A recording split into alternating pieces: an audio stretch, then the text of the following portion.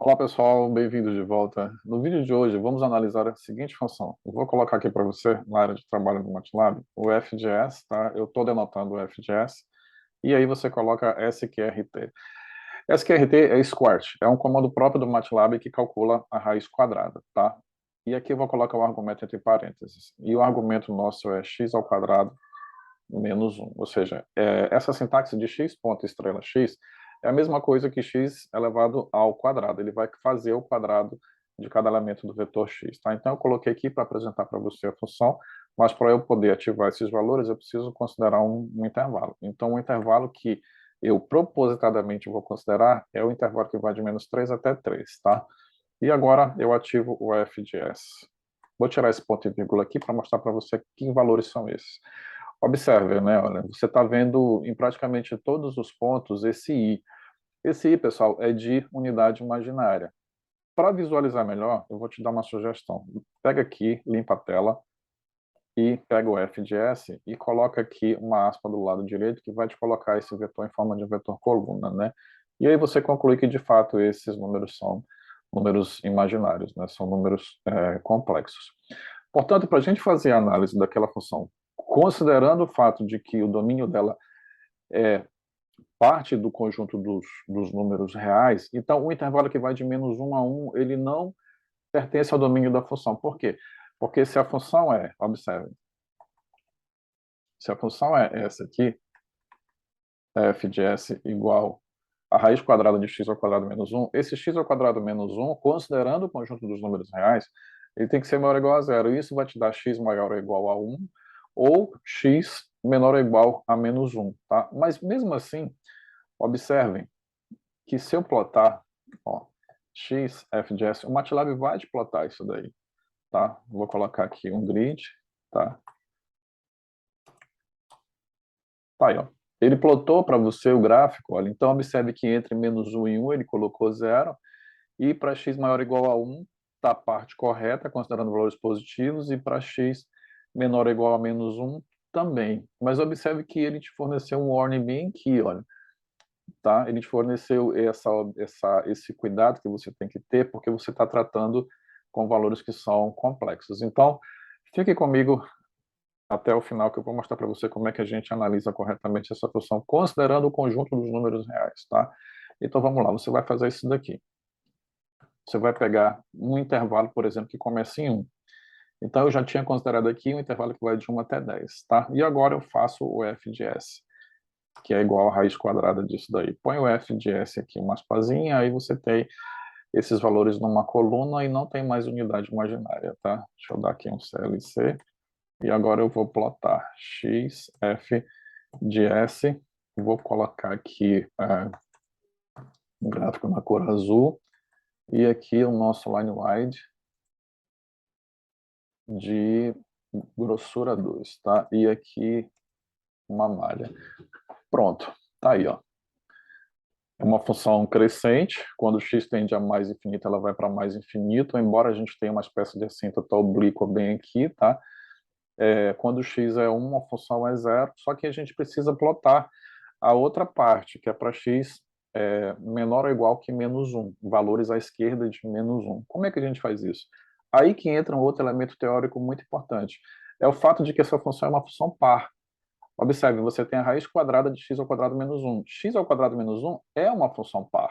Se você pegar valores simétricos, x e menos x, a imagem é sempre a mesma. Ela é igual com o mesmo sinal. Então, portanto, essa função raiz quadrada do argumento que nós estamos considerando é uma função par. Em que esse elemento teórico te ajuda? Te ajuda no seguinte sentido. Para plotar, basta você fazer isso aqui. Ó.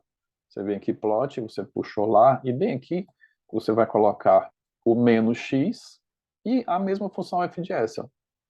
E vamos colocar aqui a mesma cor também, né? Ou você pode colocar a cor vermelha, né? Vai ficar um pouco distinto, né? Vamos ver se está tudo certinho. Exatamente. Tá aí, ó. Puxa aqui para a esquerda.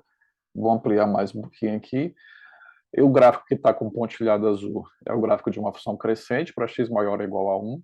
E o gráfico que está nessa cor vermelha, com esse pontilhado, ele é o gráfico de uma função decrescente para x menor ou igual a menos 1. Tá? Então, esse é o gráfico correto dessa função, considerando que o domínio é um subconjunto dos números reais caracterizado como nós já mencionamos aqui, tá? Agora vamos analisar a derivada para poder corroborar o fato de que esse gráfico tem uma parte que é crescente e outra parte que é decrescente, tá? Vamos lá. Então, eu vou dar um clear aqui e um CLC para limpar tudo, né? Agora eu vou usar o sin x e aqui eu vou calcular o f de s, que já estava, né? Isso aqui, eu só faço um jogo de setas aqui, tá? Para ficar puxando os valores que eu já digitei. E eu preciso colocar o argumento. Tá aí. A função é x ao quadrado menos 1, tudo dentro da raiz. Agora eu uso o diff, que é uma sintaxe própria do MATLAB, um comando do MATLAB para calcular a derivada. Diff f de s, tá? Não diff de f, porque eu estou atribuindo, estou nomeando a função como sendo f de s. Então tá aí, é uma expressão fracionária, é x dividido pela raiz quadrada de x ao quadrado menos 1. Então esse denominador é positivo, então o sinal da derivada, para você concluir que é positivo ou negativo, basta você analisar o numerador que está aqui. Então se x for positivo e maior do que 1, tá?